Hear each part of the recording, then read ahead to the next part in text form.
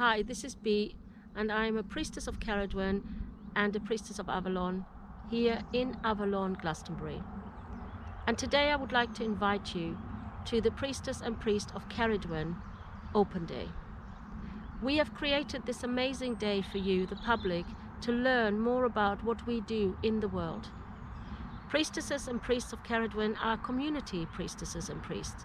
We gift our time, we gift our energy to create ceremony and ritual, to do healing, to do research, and the people who have organized this beautiful event are ready to present you with their findings, are ready to bring you workshops and talks and interesting singing and their arts and crafts and their understanding of what rites of passages and what beautiful ceremonies are needed in the world today.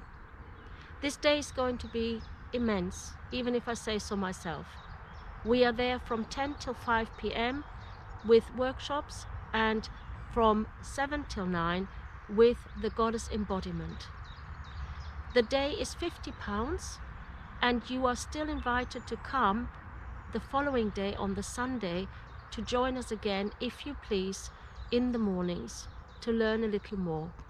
So there's a lot of information, a lot of enjoyment packed in to that almost 2 days. Enjoy yourself. Come and join us.